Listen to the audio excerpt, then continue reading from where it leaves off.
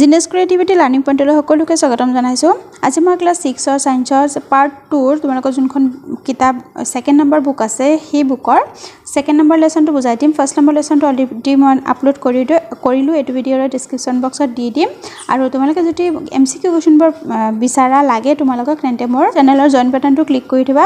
মেম্বাৰশ্বিপত তোমালোকে হ'বা আৰু তোমালোকে যি কমেণ্ট পাবা মই সোনকালে পাই যাম। লগতে সকলোবোৰ ভিডিঅ' তোমালোকে যোনটো বিচাৰে সেইবোৰ ভিডিঅ' অনলি তোমালোকেহে পাবা। যোনে জইন বাটনটো ক্লিক কৰা তেওঁলোকেহে মোৰ ভিডিঅ'ৰ যোনবোৰ বিচাৰা সেইবোৰহে পাবা। এইটো লেসনৰ আজি মই কুৱেশ্যন আনসাৰবোৰ ইংলিছ আছামিজ মিডিয়ামত দুইটাতে দি দিম। তো লেসনটোৰ নাম হ'ল গেটিং টু ন' প্লান্টছ মানে কি উদ্ভিদ আৰু ন' মানে কি জনা। উদ্ভিদৰ বিষয়ে আমি জানিব লাগিব। লেসনটো চিৰিয়েলি তোমালোকে গোটেইটো লেসন ইংলিছ আছামিজ মিডিয়াম দুইটাতে পঢ়ি দিবা। তাৰপিছত ইয়াতে পিকচাৰ কেইটামান আছে, শেষত এইটোৰ ওপৰত কুৱেশ্যন আনসাৰ আছে, মই দেখুৱাই দিম। প্ৰথমতে মই অসমীয়া মিডিয়ামৰ কুৱেশ্যন আনসাৰবোৰ দি যাম, তাৰপিছত একেলগতে ইংলিছ মিডিয়ামৰ দি যাম। গতিকে তোমালোকে যদি অসমীয়া মিডিয়ামটো চাব নিবিচাৰে তেন্তে তোমালোকে ইংলিছ মিডিয়ামখিনি অলপ সময় তোমালোকে স্কিপ কৰি বাকীখিনি ইংলিছ মিডিয়ামটো পাই যাবা।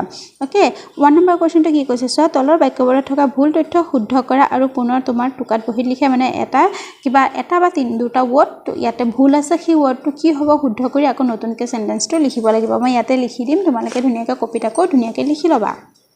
এই নম্বৰটো কি হৈছে চোৱা, কাণ্ডই মাটিৰ পৰা পানী আৰু খনিজ পদাৰ্থ শোষণ কৰে। মাটিৰ পৰা পানী কোনে লয়? গছৰ কোনটো অংশ মাটিৰ পৰা পানী লয়? গতিকে কাণ্ডই লয় জানো? কাণ্ডই নলয়। গতিকে কিহে লয়? শিপাইহে মাটিৰ পৰা পানীটো টানে। আৰু গতিকে শিপা হ'ব, কাণ্ডৰ ঠাইত হ'ব শিপা। অ'কে, তালিব হতস্কে আহি পতকাৰ পৰা লিখে শিপা হচৈ। শিপাই বাকীখিনি এইখিনি কণ্টি কৰি দিবি। শিপাই মাটিৰ পৰা পানী আৰু খনিজ পদাৰ্থ শোষণ কৰে। জাষ্ট এই কাণ্ডৰ ঠাইত শিপাই লিখিবা, পিছে বাকীখিনি কণ্টিনিউ হ'ব। নতুনকৈ আকৌ চেণ্টেন্সটো লিখিব লাগিব। পাতে গছক থিয় কৰি ৰাখে। পাতে থিয় কৰি ৰাখে নেকি? পাতে থিয় কৰি নাৰাখে। গতিকে কাণ্ড হ'ব, ইয়াত হ'ব কাণ্ড। কাণ্ডই গছক থিয় কৰি ৰাখে। গোটেই চেণ্টেন্সটো ধুনীয়াকৈ লিখিব লাগিব। পাতেটো কাটি পেলাই মানে পাতেটো নিলিখিবা, তাৰ ঠাইত লিখিবা কাণ্ডই গছক থিয় কৰি ৰাখে। শিপাই পাতলৈ, এইখিনি ইম্পৰ্টেণ্ট, এইখিনি তোমালোকৰ আহিব। শিপাই পাতলৈ পানী পৰিবহণ কৰে। শিপাই পাতলৈ পানী নিয়ে নেকি? শিপাই নিনিয়ে। শিপাই মাটিৰ পৰা পানীটো লয় আৰু কোনে পাতলৈ নিয়ে? কাণ্ডই পাতলৈ নিয়ে। কাণ্ডই, ইয়াতো আকৌ হ'ব কাণ্ডই। কাণ্ডই পাতলৈ পানী পৰিবহণ কৰে। 2 নম্বৰটো চোৱা, এপাহ ফুলত সদায় সমান সংখ্যক বেটুপাত আৰু পাহি থাকে। বেটুপাত মানে কি? চাপ'জ দিলে গোলাপ ফুল এপাহ, গোলাপ ফুলৰ তলত গ্ৰীণ কালাৰ যোনটো এটা পাৰ্ট থাকে নহয় গ্ৰীণ কালাৰ, সেইটো প্ৰথমতে কলি থাকোঁতে এনেকুৱা লাগি থাকে, কিন্তু তাৰপিছত যেতিয়া ফুলটো ফুলি যায় তললৈকে আহি যায়, মানে পাহিৰ পৰা এৰাই যায়, অলপ ফাক হৈ যায়। গতিকে সেইটো হ'ল বেটুপাত। আৰু পাহিটোতো গম পোৱা, পাহি কোনটো কয়? গতিকে এপাহ ফুলত সদায় সমান সংখ্যক বেটুপাত আৰু পাহি থাকে জানো? নাথাকে। এপাহ ফুলত সদায় সমান সংখ্যক বেটুপাত আৰু পাহি নাথাকে। ইয়াত থাকেটো কাটি পেলাই লিখিবা নাথাকে। পাহিৰ পৰিমাণটো বেছি থাকে। তাৰপিছত ই নম্বৰটো, যদিহে এপাহ ফুলৰ বেটুপাত মানে যোনটো গ্ৰীণ অংশটো সেইটো সংলগ্ন তেতিয়াহ'লে পাহিবোৰ সংলগ্ন হৈ থাকে। থাকে জেগাত কি লিখিবা? সংলগ্ন হৈ নাথাকিবও পাৰে। নাথাকিবও পাৰে। ধুনীয়াকৈ লিখিবা। গোটেই চেণ্টেন্সটো আকৌ নতুনকৈ লিখিবা। যদি এপাহ ফুলৰ পাহিবোৰ সংলগ্ন তেতিয়াহ'লে গৰ্ভকেশৰো পাহিৰ লগত সংলগ্ন হৈ থাকে। পাহি আৰু গৰ্ভকেশৰ সংলগ্ন হৈ থাকিব পাৰে, নাথাকিব পাৰে। ইয়াত লিখিবা লগত সংলগ্ন হৈ থাকিবও পাৰে। হৈ তাৰপিছত কণ্টিনিউ লিখিবা। হৈৰ পিছত থাকেতো নিলিখি লিখিবা থাকিবও পাৰে, নাথাকিবও পাৰে। বুজিছা? এইখিনি লিখিলে হৈ যাব। নতুনকৈ ধুনীয়াকৈ লিখিবা। আকৌ মই জাষ্ট কোনখিনি ৱৰ্ড লিখিব লাগে সেইখিনি জাষ্ট লিখি দিছোঁ। 1 নম্বৰ কুৱেশ্যনটো কমপ্লিট হৈছে। এতিয়া 2 নম্বৰটো চোৱা। 2 নম্বৰটো মই বুকতে দেখুৱাই যাম। যিমান পাৰোঁ মই বুকতে এনচাৰবোৰ দেখুৱাবলৈ চেষ্টা কৰিম, কাৰণ তোমালোকে তেতিয়ালৈ মানে বুজিবলৈ পঢ়িবলৈ সুবিধা হ'ব। এখিলা পাত, মুখ্য মূল আৰু এপাহ ফুল। এখিলা পাতৰ ফুল পিকচাৰটো চাই লোৱা। এইটো এখিলা পাতৰ, এইটো মই অসমীয়াত কেইটামান দি দিছোঁ। 2টা পইণ্ট আছে, 2টা পইণ্ট লিখিলে হ'ব, তাতকৈ বেছি মই দি দিছোঁ। চোৱা, এইটো হ'ব পত্ৰ শীৰ্ষ মাতক। তাৰপিছত ঠাৰি অলপ উলিয়াই দি এটা ঠাৰি বুলি লিখি দিবা। তেতিয়া 5টা পইণ্ট লিখিলে ধুনীয়াকৈ বেছি দেখা যাব, ভাল দেখা যাব। ফলক, এইখিনি তোমালোকক মই যোনখিনি এক্সট্ৰাকৈ আৰু দিছোঁ এইখিনি তোমালোকে লিখি দিবা পাতটো ধুনীয়াকৈ আঁকি পেলাই। এইটো পেজ নম্বৰ হ'ল 40, পেজ নম্বৰ 40ত আছে। তাৰপিছত আৰু এপাহ মুখ্যমূলা এটা আঁকিব দিছে। মুখ্যমূল মানে টেপ ৰুট, ইংৰাজীত ক'ব টেপ ৰুট। গতিকে এইটো আঁকিবা আৰু এইটো পিকচাৰ আঁকিবা ধুনীয়াকৈ। ইয়াতে তোমালোকে এনেকৈ আঁচ দিব পাৰা, এনেকৈ এটা দিব পাৰা, দি পেলাই তাৰপিছত এনেকৈ দিয়ে তাৰপিছত ইয়াত জাষ্ট শিপাটো আঁকিব পাৰা। শিপাটো গছটো যদি ওপৰত নাকায় তথাপিও হ'ব। তোমালোকে জাষ্ট শিপাটো এনেকৈ দীঘলকৈ এটা মেইন শিপা এডাল দিবা। তাৰপিছত ইয়াৰ পৰা আৰু ওলোৱাকৈ এনেকৈ শিপা দি দিবা ছাইডত। ইয়াত যেনেকৈ ওলোৱালৈকে আছে ধুনীয়াকৈ এনেকৈ শিপা দি দিবা ওকে এনেকৈ শিপাবিলাক দি দিবা কিন্তু মাজৰ এডাল যাব কিন্তু আৰু এটা এটো হ'ল মুখ্যমূলৰ শিপা আৰু এটা আছে গুচ্ছমূলটো এনেকৈ চুলিৰ নিচিনা হ'ব গুছা টাইপৰ গতিকে হেতু আঁকিব নালাগে তোমালোকক মুখ্যমূলৰ শিপাটো আঁকিব দিছে গতিকে এটো আঁকিবা ওকে এখিনি পিছত নাম লিখি দিবা মুখ্যমূল বুলি বাকি অপচন আৰু একো দেখুৱাব নালাগে তাৰ পিছত আৰু এটা আঁকিব দিছে ফুলৰ পাৰ্টস আঁকিব দিছে এইকিটা পিকচাৰ ইম্পৰ্টেন্ট যে তোমালোকে শিকি ৰাখিবা ফুলৰ পাৰ্টসবোৰ চোৱা মই লগতে আৰু কেটামান দি দিছো এটো গৰ্ভকেশৰ এখিনি কব গৰ্ভকেশৰ বেটুপাত অলৰেডি কলো না গ্ৰীন কালাৰ এটো কয় বেটুপাত তাৰ পিছত পুংকেশৰ হল এডাল যোনবিলাক ফুলৰ মাজত দিগলকে থাকে হেবোৰ হল পুংকেশৰ গ্ৰীনখিনি আৰু যোনটো ওপৰত থাকে এডাল হ'ব পুংধানি কব এটো তাৰ পিছত এই পাহিটোক গম পাবা এই পাহি পাঁচটা পইণ্ট লিখি দিছো আৰু বহুত পইণ্ট আছে গতিকে পাঁচটা দিছো বেছি পইণ্ট লিখিলে তোমালোকে মনত নাথাকিব পাৰে তাৰ পিছত চোৱা কোৱেশ্চন নম্বৰ 3 টো মই ইয়াতে কৈ দিছো চোৱা তোমালোকে ঘৰত বা ঘৰৰ ওচৰে পাজৰে দীঘল কিন্তু দুৰ্বল কাণ্ড থকা উদ্ভিদ দেখিছা না মানে উদ্ভিদ মানে কি গছ-গছনি দীঘল হয় কিন্তু দুৰ্বল হয় একেবাৰে মানে লেহেকা টানি দিলে ছিঙি যায় তেনেকুৱা টাইপত গছ-গছনি দেখিছা নে ইয়াৰ নাম লিখা নামবোৰ লিখিব দিছে কি গছ দেখিছা বা কোৱেশ্চনটো এনেকুৱা আহিব পাৰে যে দুবিধ বা তিনিবিধ দুৰ্বল দীঘল কিন্তু দুৰ্বল কাণ্ড থকা গছৰ নাম লিখা এনেকৈ আহিব পাৰে কিন্তু আমাক কিতাপত কোৱেশ্চনটো এনেকৈ দিছে তেনেকৈ কোৱেশ্চনটো আহিব পাৰে যে দুবিধ দুৰ্বল কাণ্ড থকা উদ্ভিদৰ নাম লিখা তেনেকৈ আহিলে কি লিখিবা লাও ভেদাইলতা আঙুৰ যোনবিলাক দীঘল থাকে মিহি লতা জাতীয় থাকে সেইবোৰ হ'ব দুৰ্বল থাকে ওকে টানিলে ছিঙি যাব কোমোৰা জিকা যিমান সবজি পাচলিৰ গছবিলাক আছে বেছিভাগ দেখিছাই নহয় তোমালোকৰ ঘৰতে গতিকে সেইবোৰ হ'ব দুৰ্বল কাণ্ড থকা উদ্ভিদ আৰু এইবোৰ কি হ'ব লতা জাতীয় উদ্ভিদ বুজিছা এই তোমালোকে ইয়াক কোন শ্ৰেণীত অন্তৰ্ভুক্ত কৰিবা এইবোৰ হ'ল লতা জাতীয় উদ্ভিদ এনেকৈ লিখি দিলে হেহত লিখি দিবা লতা জাতীয় উদ্ভিদ ওকে কোৱেশ্চন নম্বৰ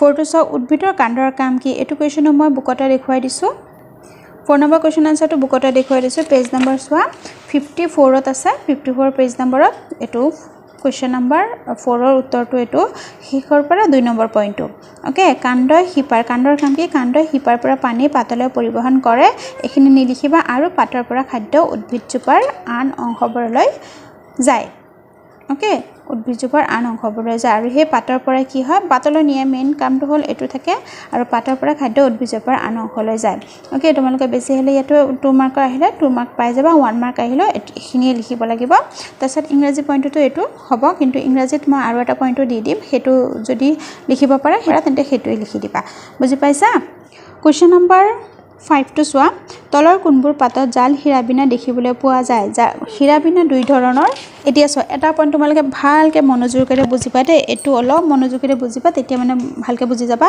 এটো পইণ্ট চোৱা যিবোৰ উদ্ভিদৰ পাত জাল হিৰাবিনা যোনবিধৰ উদ্ভিদৰ পাত জাল হিৰাবিনা হ'ব হেবোৰ কি হেবোৰৰ মুখ্যমূল মানে হিপাটো কেনেকুৱা ধৰণৰ দেখিবা মুখ্যমূলৰ থাকিব মানে হিপাটো এনেকুৱা যোনটো আমাক মুখ্যমূলৰ পিকচাৰ এটা আঁকিব দিছে এনেকুৱা হিপা থাকিব মেইন এটাল থাকিব তাৰ মাজেদি আৰু হিপা এনেকৈ ওলাব ওকে জাল হিৰাবিনা যোনবিলাক পাতত জালি থাকিব যোনবিলাক পাতবোৰত জালি টাইপ থাকিব হেবোৰ হ'ব কি হ'ব মুখ্যমূলৰ হিপাটো মুখ্যমূল থাকিব আৰু যিবোৰ পাতত সমান্তৰাল কেনেকুৱা ধৰণৰ সমান্তৰাল গছবোৰ মই দেখুৱাই দিছো সমান্তৰাল মানে পাতবোৰ মই দেখুৱাই দিছো ৰবা সমান্তৰাল কেনেকুৱা হ'ব সাপোজ এটা কলগছৰ পাতটো সমান্তৰাল এটো চোৱা এনেকুৱা টাইপৰ পাতবোৰ হেবোৰ হ'ল সমান্তৰাল আৰু জাল হিৰাবিনা যোনবোৰ এইবোলে বিশেষকৈ এনেকুৱা গোল টাইপৰ পাতবিলাকত জাল হিৰাবিনা থাকে দীঘল পাতবিলাকত কি সমান্তৰাল পাত বুলি কোৱা হয় পইণ্টটো সমান্তৰাল পাত যোনবোৰ থাকে হেবোৰকৰ যোনবোৰ হিপা থাকে হেবিলাকৰ কি থাকে গুচ্ছমূল থাকে মানে এনেকুৱা গুছা টাইপত থাকে হিপাটো এনেকুৱা গুছা টাইপত থাকে বুজিছা যোনটো এটো মুখ্যমূলৰ হিপা থাকে হেটোৰ পাতবিলাক কি থাকিব জাল থাকিব আৰু গুচ্ছমূলৰ পাতবোৰ কি থাকিব সমান্তৰাল থাকিব ওকে অলপ দীঘল টাইপ থাকিব বুজি পাইছা এটো পইণ্ট মনত ৰাখিবা ভালকে তেতিয়া তোমালোকে ইয়াৰে বহুত কোৱেশ্চন জানিব পাৰিবা এমসিকিউ হয়তো আহি যাব পাৰে গতিকে কি কৈছে ইয়াতে তলৰ কোনবোৰ পাতত জাল হিৰাবিনা কোনটো ঘেহুৰ পাতটো কি থাকে ঘেউটো দীঘল দীঘল এইটো নহ'ব অনলি জাল হীৰাবিনা দেখিবলৈ পোৱা যায় সেইকেইটা নামহে লিখিব লাগিব গতিকে তুলসী পাতটো গোল টাইপত থাকে তাতে জালি জালি থাকে এইটো হ'ব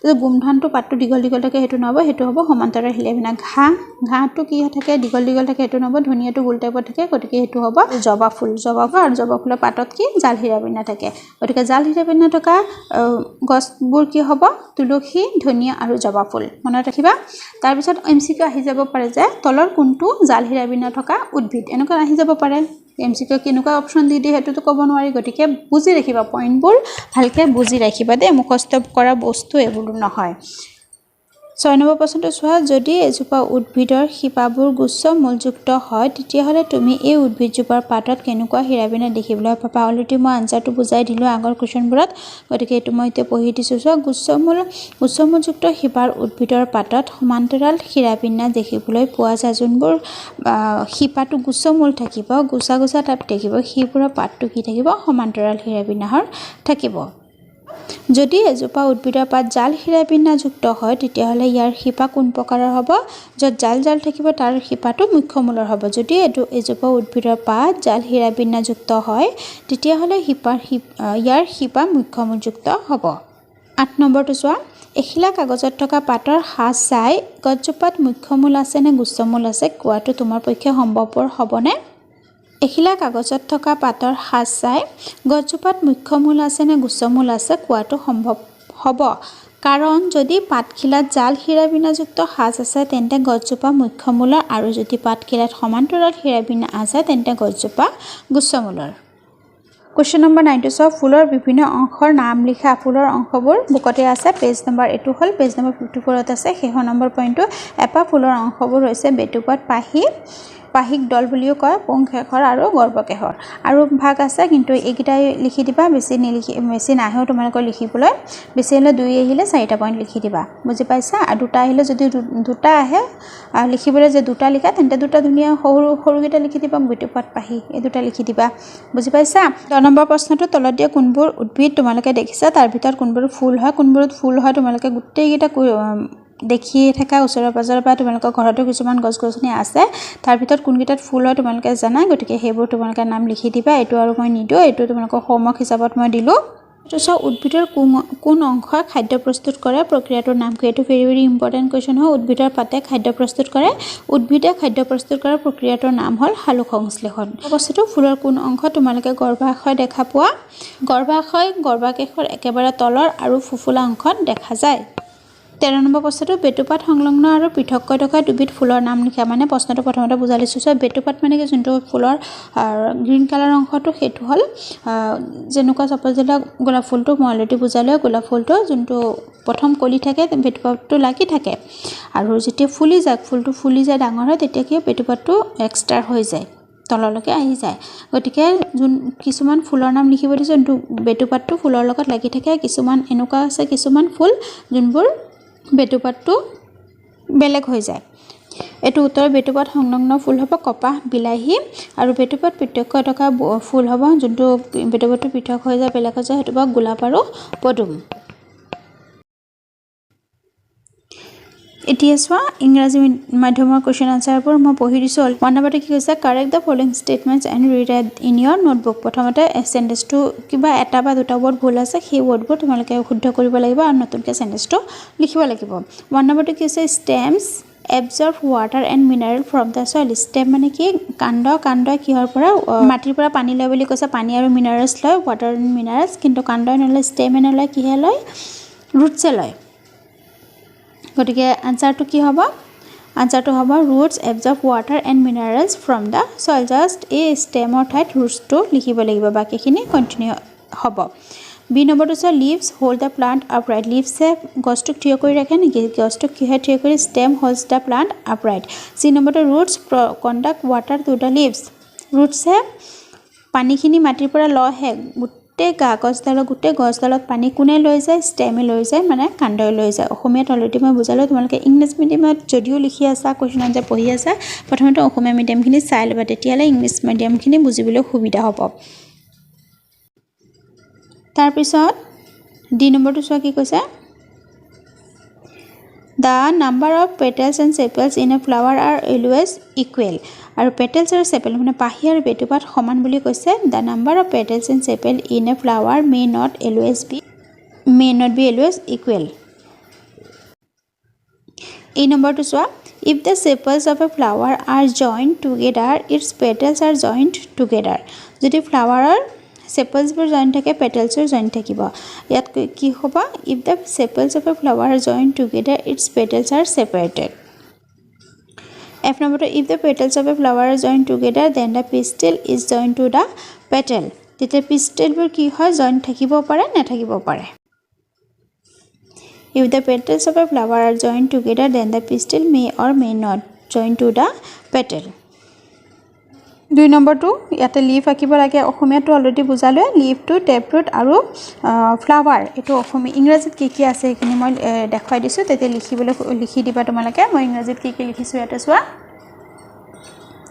এইটো ষ্টেম, এইটো মানে ঠাৰি ষ্টেম, পিষ্টিল এইটো অপশ্যনটো দিয়া আছে. বাকী এইকেইটা লিখিছোঁ ষ্টেম. এইটো এন্থাৰ মানে কি এই বস্তুটো এন্থাৰ ইয়াতে আছে. মই ইয়াতে এইটো দি দিছোঁ. এইটো এক্সট্ৰাকৈ নাকিবা দেই, একেলগত ফুলৰ লগতে এইটো আঁকিবা. এন্থাৰ, তাৰপিছত চেপল মানে কি বেটুপাত, তাৰপিছত ষ্টেমান, এইটো হ'ব ষ্টেমান, এইখিনি পুংকেশৰ, তাৰপিছত পেটেল মানে পাহি. অ'কে, 5টা পইণ্ট দিছোঁ, এইটো লিখিবা. তাৰপিছত ফুলটো হ'ল আৰু এটা আঁকিব দিছিলে আমাৰ টেপৰুট. এইটো পিকচাৰ টেপৰুট আৰু এইটো হ'ব ফাইব্ৰছ ৰুটছ মানে গুচ্ছমূল. অ'কে, গুচ্ছমূল এইটো যোনবিলাকৰ পাত পেৰালেল থাকে, সমান্তৰাল থাকে, তাৰ শিপাটো থাকে, কি থাকে? শিপাটো গুচ্ছমূল থাকে. যোনবিলাকৰ পাতত জাল হিৰাবিনা থাকে সেইটো হ'ব কি হ'ল? টেপৰুট মানে মুখ্যমূলৰ. অ'কে, টেপৰুটৰ. তাৰপিছত আৰু এটা আঁকিব দিছিলে লিফৰ পইণ্টটো ইংৰাজীত কি দিছোঁ চাই লোৱা. এইটো টিপ, উইন্স, তাৰপিছত মিড্ৰিপ মানে মাজৰ এইখিনি কয় মিড্ৰিপ, পিটিঅলে মানে ঠাৰি, ব্লেড এইখিনি ক'ব ব্লেড. আৰু এইখিনি পইণ্টটো আৰু ফলকৰ পইণ্টটো মই নিদিলোঁ. এইটো হ'ব লামিনা মানে ফলক মানে লামিনা. অ'কে, এইটো হ'ল. তাৰপিছত পিকচাৰটোৰ পিছত 2 নম্বৰৰ পিছত 3 নম্বৰটো চোৱা. Can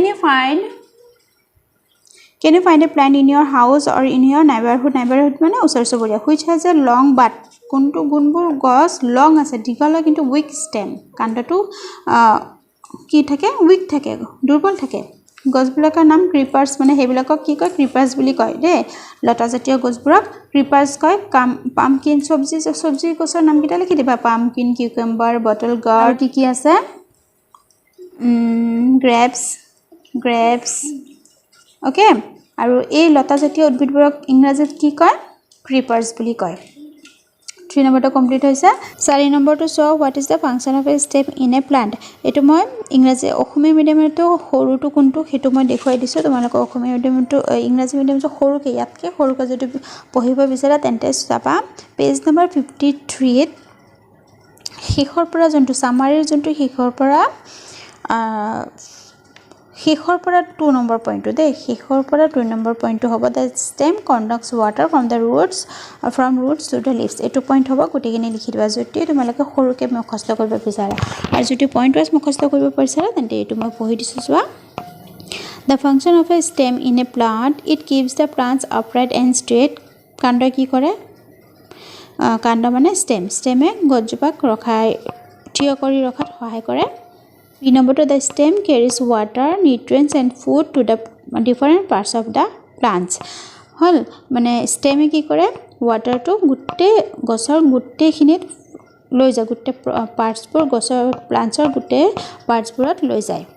চি নম্বৰটো it also' provide support to leaves, flowers, fruits and branches of plants.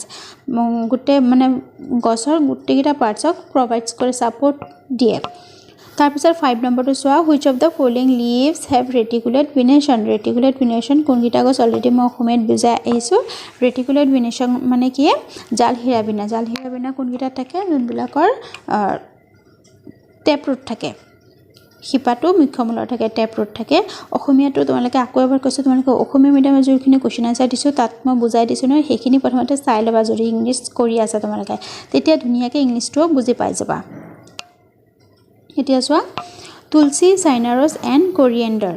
তুলসী, চাইনাৰছ আৰু কৰিয়েণ্ডাৰটো কি হয়?